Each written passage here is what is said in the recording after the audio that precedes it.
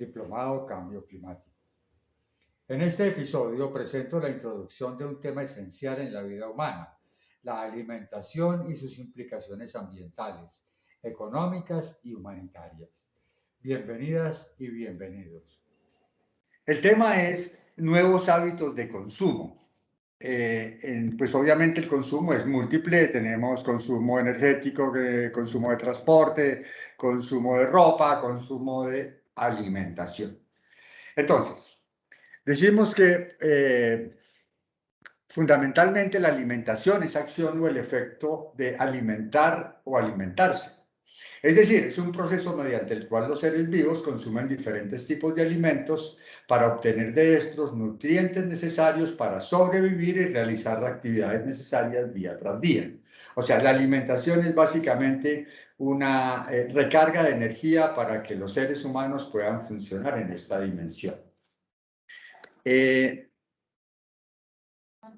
Hay una frase que es muy interesante que dice que el problema de nuestro planeta es la creencia que otra persona lo salvará, que serán los políticos, que serán los técnicos, que serán los científicos, que serán las deidades, pero realmente no es muy difícil asumir nuestra propia responsabilidad, porque si la asumimos en bruto nos supera, nos colapsa y nos atormenta. Pero de todas maneras tenemos que tener claro que como habitantes de este planeta, como miembros de esta sociedad, tenemos unas obligaciones y unos compromisos hacia la sostenibilidad y además tenemos el compromiso con nosotros mismos, en el caso de la alimentación, de buscar una alimentación equilibrada, saludable y racionalmente económica. Alimento y comida. Entonces, las mamás siempre han dicho a los niños que se coman las verduras y se tomen la sopa, lo cual es en muchos casos una lucha con los niños y las niñas. Sin embargo, para estos niños y niñas no hay ningún problema de embutirse todo tipo de comida de origen industrial, chitos, papitas, hamburguesas, comidas rápidas. Todo este tipo de cosas son muy apetecidas, pues en muchos casos porque tienen unos venenos ocultos. Venenos ocultos como puede ser el glucomato monosódico, que estimula fervientemente el consumo de los alimentos, nos da cierta compulsividad y básicamente son productos de una alta industrialización que generan impactos directos en nuestra salud, pues es comida más no es alimento, pero que también por su tipo de empaques, por el sistema de distribución, generan una altísima carga en la huella de carbono de estos alimentos. Hay un aspecto esencial y es que decimos que en el mundo las personas tienen hambre, que en nuestro país, en nuestra ciudad hay hambre, pero es que estamos botando la comida. Estamos botando casi 10 millones de toneladas actualmente en Colombia y estos son datos de antes de la pandemia. Hablamos en Colombia de que había 8.500.000 personas en los niveles de hambre antes de la pandemia. La pandemia ha amplificado significativamente ese universo de personas que no tienen ningún tipo de seguridad alimentaria. ¿Por qué se pierden los alimentos? Entonces, primero, hay mucha fruta en el mercado. Los precios normalmente de los productos agropecuarios en Colombia están muy deprimidos para el productor, no para el consumidor. Entonces, muchas veces el campesino prefiere no sacar su cosecha, pues lo que pagan por ese producto final no amerita los costos invertidos. Entonces, muchos campesinos prefieren perderla. Ayer nomás hablaba yo con unos campesinos de Canalete, Córdoba, y me decían que tenían yuca sembrada en su finca, pero que no la iban a sacar, porque el precio de mercado está tan deprimido que no da ni siquiera para pagar la sacada de esas yucas. No estamos hablando de la siembra ni de nada de esos procesos anteriores. Entonces, los campesinos son víctimas de un esquema digamos, precario de mercadeo que obliga a que mucha comida se pierda en la fuente. Hablemos un poco de la leche. No sé si ustedes han visto que muchas de las leches que consumimos son importadas. ¿Por qué? Porque los precios de los lácteos importados son mucho más baratos que nuestra producción. ¿Y por qué? Porque en muchos países industrializados la producción agropecuaria tiene enormes subsidios por parte del Estado, lo cual hace que su competitividad en el mercado aumente. Por otro lado, el montón de TLCs que firmó y ha firmado y probablemente seguirá firmando Colombia con los pocos países que le quedan por no firmarlo, eh, atentan directamente contra la producción nacional. El argumento monetario de que es más barato comprarlo en Holanda, por ejemplo, que comprar la leche en Antioquia, ha generado una distorsión significativa, no solamente de precios, sino de estructura de mercado. Entonces, la gran mayoría de los lácteos que consumimos en Colombia son importados. Se mantienen algunas marcas locales, pero pues no son competitivas por las ventajas que les decía que tiene el producto importado. En el caso del tomate, el 50% de los tomates cosechados se aprovechan y el 50% de los tomates producidos se pierden, se botan a la basura por problemas de embalaje, de transporte, de comercialización o de envejecimiento en nuestras propias neveras. Hay tres factores que determinan la carga de la huella de carbono de los productos alimenticios. Son tres: transporte, infraestructura y distancia. Sabemos que el transporte está determinado por los combustibles fósiles. O sea, que una manzana chilena que puede costar 1.000, 2.000, 3.000 pesos. Estoy un poco como el ministro de Hacienda, no tengo claro los precios de las manzanas chilenas en Colombia, pero el precio que sea no representa los costos ambientales invertidos en tal producto. Hay una absoluta distorsión en el descubrimiento de precios de los productos agropecuarios. Por otro lado, tenemos graves problemas de infraestructura, carecemos de centros de acopio, nuestras carreteras que determinan el transporte en muchos casos de las zonas rurales son prácticamente intransitables y la enorme distancia de transporte pues, de los alimentos. En este momento, con un paro que ya lleva 8 días en Colombia, se empiezan a notar problemas de desabastecimiento en los mercados.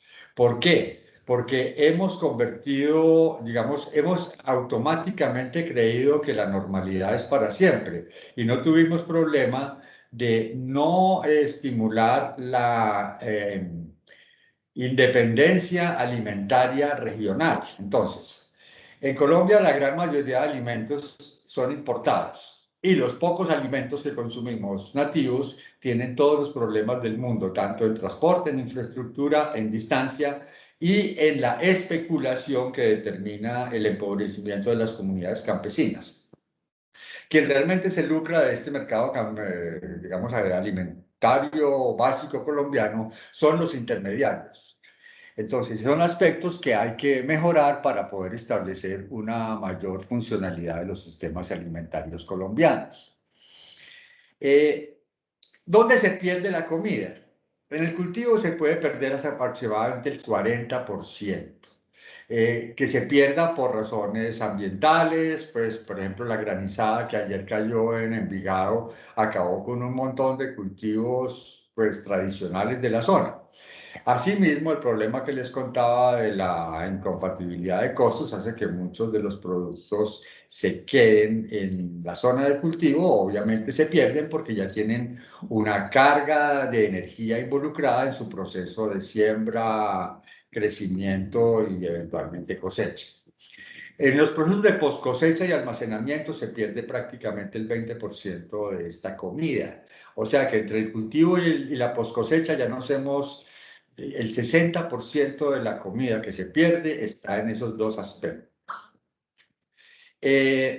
Hay un tercer aspecto que son los procesos industriales. En los procesos industriales la reducción, los excedentes de basura son mínimos, pero son procesos que están, digamos, racionalmente diseñados, cuyo objetivo es reducir al mínimo los desperdicios, mejorando, digamos, el comportamiento de sus costos. Como vemos, los productos industriales son los que menos afectan el descarte de comida.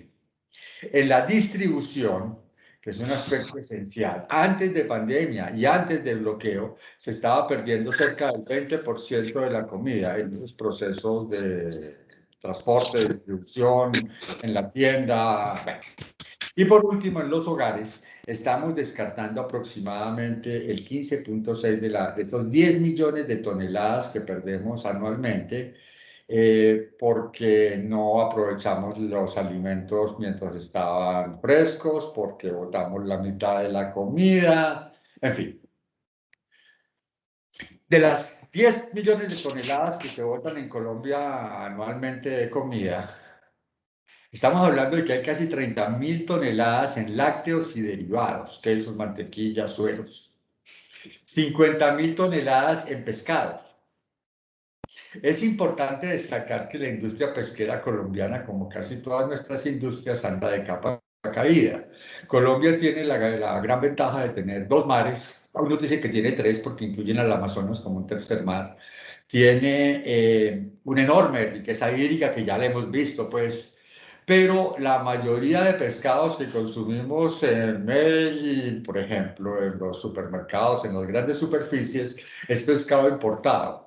En muchos casos, perdón, traído del Vietnam. Entonces, imagínense la carga energética, el costo de CO2, la huella de carbono de ese pescadito que viene desde el otro lado del mundo. Sin embargo, aún así perdemos 50.000 toneladas aproximadamente al año en Colombia. De grano se pierden 148.000, casi 150.000 toneladas. De carne se pierden casi 270.000 toneladas. De cereales, 772.000 toneladas.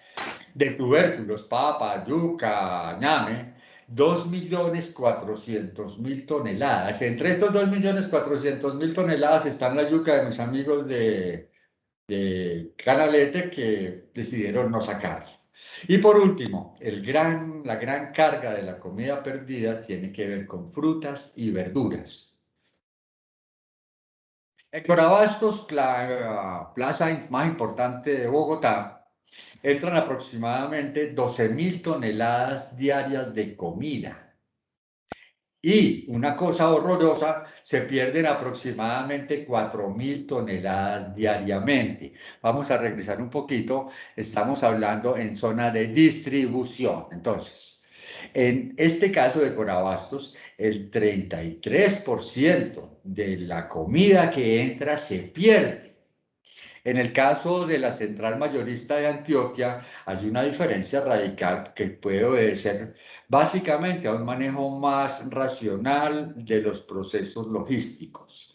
Entonces, a nosotros nos entran 9.500 toneladas contra 12.000 de Bogotá, pues de la mayorista y por abastos, pero solamente desperdiciamos 26 toneladas diariamente. Obviamente que hay unos esquemas pues, más participativos en la central de Antioquia que en Corabastos. Hay bancos de alimentos que logran rescatar algunos alimentos que están a punto de perderse, pero pues como ustedes ven, procesos administrativos racionales pueden hacer una diferencia radical en cuanto al descarte de comida,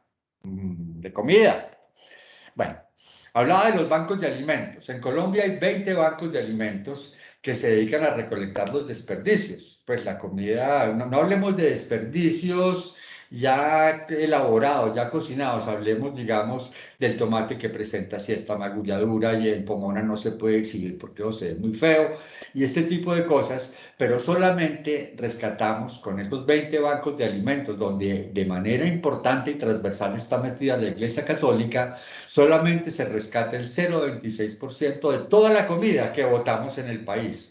O sea, es un gran esfuerzo de las personas que están en estos bancos de alimentos, pero los resultados frente a la dimensión estadística son mínimos. Bueno, aquí vemos, por ejemplo, unas imágenes, la pera bonita, que es la pera para exhibir en el Éxito, en Pomona, en esos supermercados elegantes, y las peras que no tienen el mismo aspecto, pero pueden ser igual de nutritivas o mejor de sabor porque son peras, digamos, naturales, mientras que la pera, la mispera, es una pera que muy probablemente tenga un origen transgénico. Es claro que los nutrientes de los alimentos orgánicos naturales de semillas tradicionales son superiores en cuanto a nutrientes que los productos transgénicos. Asimismo, vemos en la imagen de la parte inferior derecha, botamos comida. Yo alguna vez tuve unas amigas aquí en Medellín, unas italianas, y la mamá de estas niñas había vivido la Segunda Guerra Mundial. Hablo de hace mucho tiempo, yo soy muy viejo, bla, bla, bla. El hecho es que esta señora, ellos eran pues italianos, muy elegantes, la comida es toda una ceremonia, raspaban el plato, pero así, o sea, ya casi de manera vulgar, pues. Y entonces yo como que me quedé como raro y la señora me explicó que ellos antes de la Segunda Guerra Mundial en Europa hacían lo mismo, se comían un poquito y botaban el resto. Pero después de haber vivido la guerra, entendieron el valor de cada grano de arroz y eso les dio una nueva, digamos, visión frente a los alimentos. Eso no quiere decir que para tomar conciencia tengamos que pasar por una cosa como la Segunda Guerra Mundial, pero son, digamos, llamados de atención que nos hacen entender que las mamás, cómase todo, debemos tener ese concepto, comernos todo y servirnos las porciones justas para evitar, insisto, la imagen de la pantalla que está en la parte inferior derecha. Eh, un banano. El banano, que es pues, parte de nuestra dieta, de 6,22 millones de toneladas se pierden.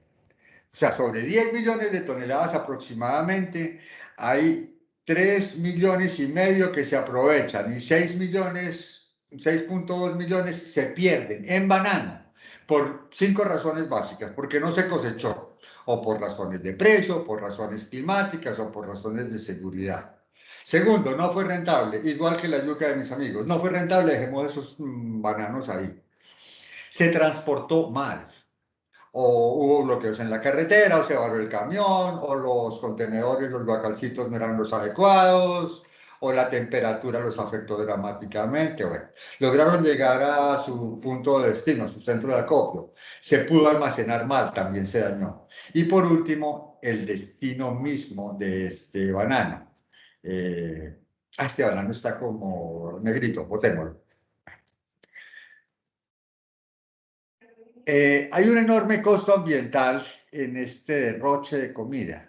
El derroche no es bueno, el derroche de recursos no es como una forma inteligente de vivir, pero esto genera tres grandes costos ambientales. Cada alimento o esas 10 millones de toneladas perdidas anualmente en Colombia hace un tiempo, estamos desperdiciando energía, estamos desperdiciando agua y estamos desperdiciando tierra. Aparte de que estamos, digamos, desperdiciando de alguna manera recursos económicos, pues los productos alimentarios se siembran con el objeto de ser comercializados y obtener el campesino o el productor un ingreso por tal esfuerzo. En este caso, pues muchos. Por ejemplo, el esfuerzo de mis amigos con la yuca, ellos pues no van a seguir perdiendo plata, pero ya perdieron plata. ¿Por qué? Porque tuvieron que preparar el terreno para sembrar la yuca, tuvieron que conseguir las raícitas de la yuca, tuvieron que cuidar la yuca y en este momento, después de una inversión importante para ellos, descubrieron que era mejor olvidarnos de lo que hicimos, como dice el dicho, esa plática se perdió y Eso genera, aparte del problema económico, una desmotivación terrible, porque entonces el campesino ve que el único producto, digamos, rentable son los cultivos ilícitos. Y ahí hay una tendencia muy grave frente a la producción agropecuaria.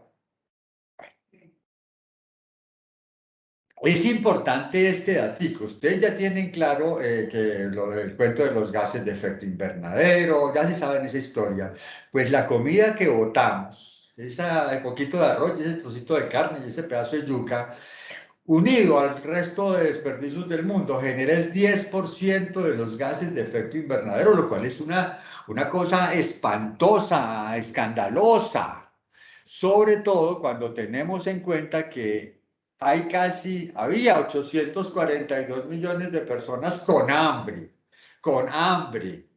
y esto es antes de la pandemia. Esa cifra se superó radicalmente porque ustedes saben que 14, 15 meses de parálisis de la economía pues genera graves problemas.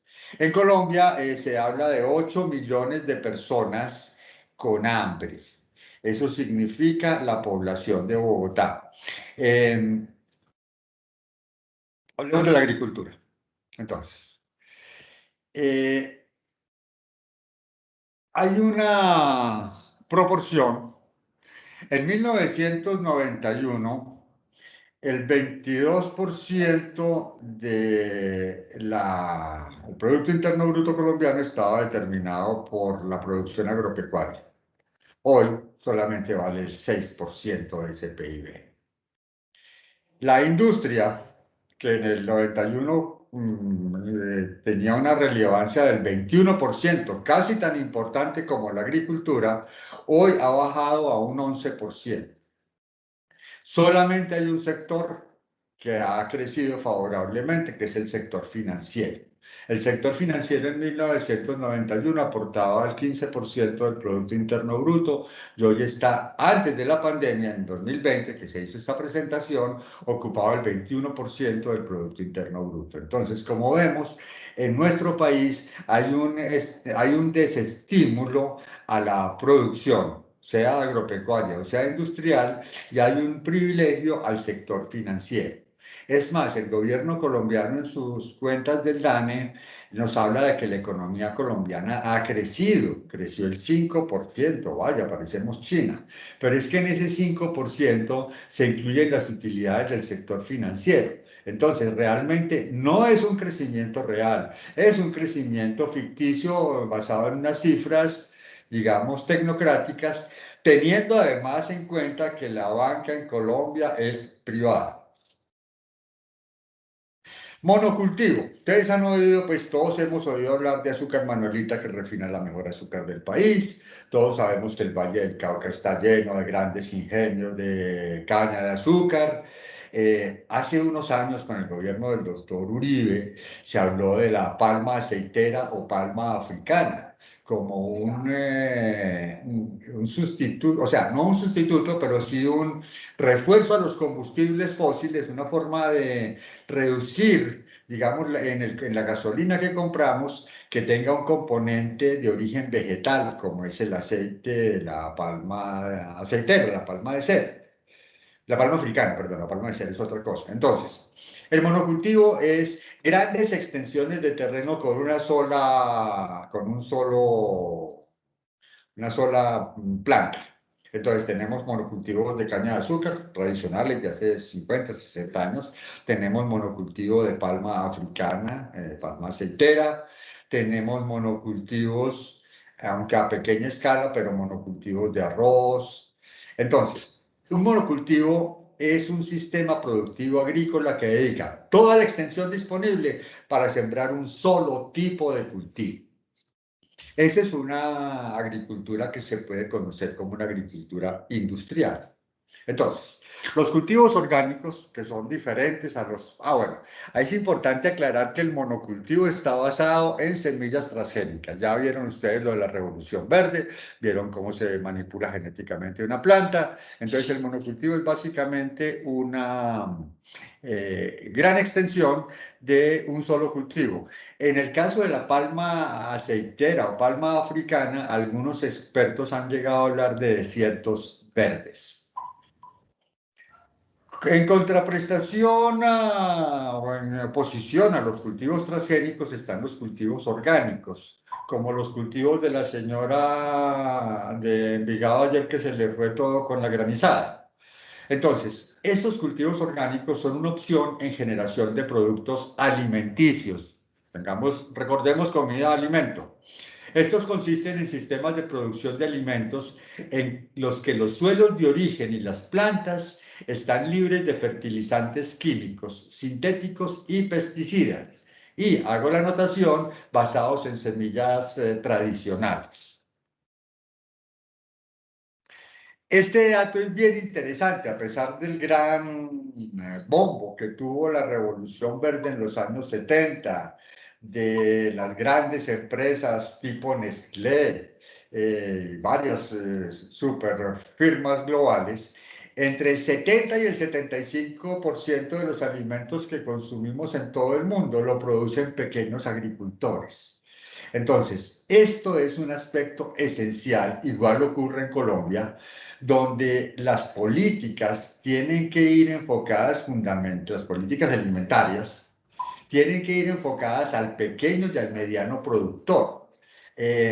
Tengamos en cuenta que Colombia ha tenido una política, digamos, diametralmente opuesta. Recordemos Agroingreso Seguro, donde la estructura filosófica del programa era fortalecer los grandes empresarios del campo, descartando de entrada a los pequeños y medianos agricultores. Ahora, en Agroingreso Seguro tenían participación muchísimos agricultores pequeños y medianos, pero yo recuerdo casos en Córdoba, en aquel tiempo estaba yo viviendo en Montelíbano, donde a un campesino le informaban que podía ir por 12.000 pesos de agroingreso seguro.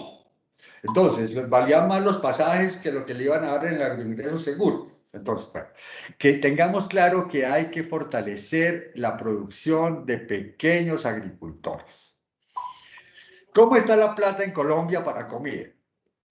Como somos un país de ingreso medio, nos estamos gastando más o menos el 16% del presupuesto de nuestra familia en comida. ¿Y cómo nos la gastamos? El rey del consumo, el rey de las ventas sigue siendo la tienda del barrio. Ellos, sobre 10.000 pesos que tenemos para gastar, en la tienda del barrio nos gastamos aproximadamente 4.000 pesos. Obviamente, como la situación económica nos ha obligado a ser más juiciosos, más planificadores, compramos algunas cosas en supermercados de bajo costo.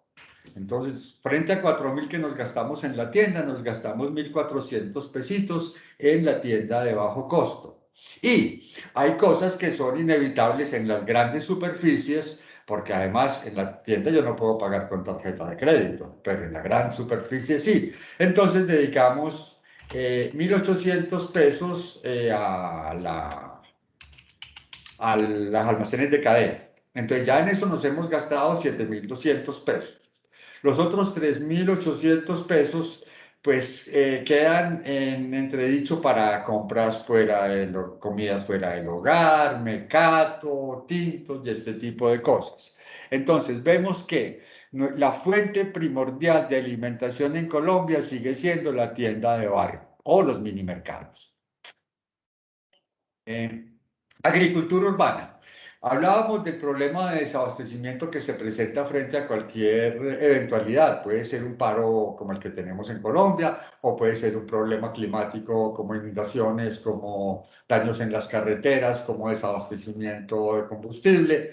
Entonces, para no morirnos de hambre, se han planteado varias hipótesis. La primera es la agricultura urbana. Bueno, estos son ejemplos de Estados Unidos, donde ellos tienen unos cálculos que dicen que una papaya recorre unos 2.400 kilómetros entre el lugar de producción y el lugar de consumo. Eso es una cosa supremamente cara en términos ambientales. Entonces, pues esta idea no es que sea exclusiva y excluyente de los países desarrollados, pues ellos la han hecho con un poquito más de organización, pero recordemos que nuestras abuelas tenían una especie de jardín medicinal en nuestras casas, donde tenían algunas hierbas, algunas aromáticas, hierbas medicinales dentro de la ciudad. Entonces, lo que la agricultura urbana pretende fomentar es que sembremos alimentos en nuestros hogares. Aquí vemos en la parte superior derecha una imagen del jardín botánico donde se muestran unas ceras de cómo se puede trabajar. Ya en este caso de la agricultura urbana se descarta completamente el concepto del monocultivo. Vamos a sembrar solamente yuca o piñas. No, vamos a sembrar variedad. Resulta que la variedad de cultivos los beneficia a todos. Así como a la civilización y a la cultura humana, digamos, la fortalece la diversidad cultural del planeta. Asimismo, en un cultivo específico, la diversidad de plantas hace que el conjunto se beneficie de esa interacción. La agricultura urbana, pues se puede plantear en parques, obviamente, pues que hay que tener en cuenta un montón de factores de carácter social, se puede generar en jardines, se puede generar en balcones, se puede generar en macetas, tiene toda la versatilidad del mundo. Además, que quede claro, nosotros no aspiramos a que una persona o una familia pueda resolver toda su necesidad alimentaria a partir de los 3 tomates que cultivó en el balcón. Pero sí se puede generar una cultura de responsabilidad frente a los alimentos, una eventual capacidad de trueque con los vecinos. Entonces yo tengo tomates y usted tiene acelgas, cambiemos unos tomates por unas acelgas. Ese tipo de relaciones no solamente fortalecen nuestra capacidad alimentaria, sino que también fortalecen los vínculos sociales con nuestro entorno, que son esenciales para un desarrollo, digamos, armónico de las comunidades. Hay otro concepto que es la permacultura. Entonces, la permacultura es un sistema de principios de diseño agrícola y económico, político y social, basado en los patrones y características del ecosistema natural. La permacultura lo primero que hace es escuchar al ecosistema, observarlo, antes de imponer sus propias ideas, escucha el entorno. Hay un micrófono abierto. Bueno, la permacultura tiene pues, muchos factores, pero parte del cuidado de la tierra, del cuidado de la gente y de la repartición justa. Descarta completamente la especulación y eventualmente la comercialización monetaria.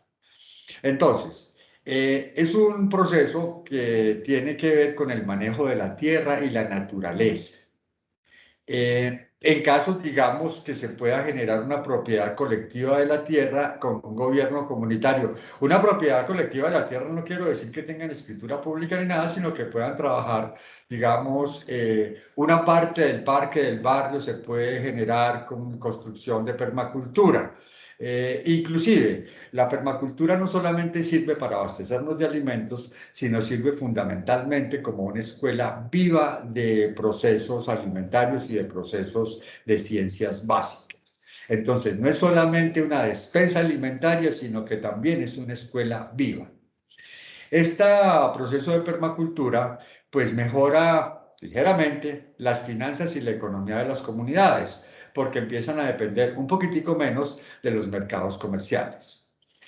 Los productos cultivados por permacultura normalmente son, digamos que más saludables en la medida que no son sistemas transgénicos, son cultivos, digamos, limpios y que generan además un orgullo propio por la capacidad de hacer cosas que no estaban en nuestro esquema. Yo soy médico, pero puedo cultivar tomates. Yo soy ingeniero, pero puedo cultivar acelgas. Hay una cosa, hay un orgullo subjetivo. En este cuento del orgullo subjetivo, y frente a todo el problema del consumo ilimitado que estimula el capitalismo, se ha planteado, y lo planteaba en estos días uno de nuestros conferencistas, el decrecimiento. No aspiremos a tener más, sino aspiremos a tener menos y mejor. Bueno, dentro de ese concepto de crecimiento, hay un concepto bien interesante en educación ambiental, que es el reencantamiento del mundo. Hay que volver a creer en, según la autora, pues una autora chilena muy reconocida, tenemos que tener de nuevo una ternura espiritual frente a los procesos de la Tierra. La Tierra no es el planeta, la naturaleza, no es un reloj de armar como lo pensó la Revolución Industrial en 1800, que la razón puede con todo. No, hay una serie de aspectos subjetivos donde el encantamiento y la maravilla frente a la naturaleza pueden ser aspectos esenciales en la construcción del respeto. La Tierra no necesita que la cuidemos, el planeta no necesita que lo cuidemos, ni que lo salvemos, no seamos ridículos. Solamente necesita que lo respetemos. Con eso es suficiente. Lo último que les dije es que, bueno, que la permacultura genera espacios de educación y cultura y además permite la construcción de herramientas tecnológicas. Bueno, se dice que por cada caloría que llega a nuestro plato se necesitan 10 o 12 calorías de energía fósil. O sea, es un mal negocio. O sea, yo meto 12 pesos para sacar uno. No, eso no paga. Así estamos trabajando.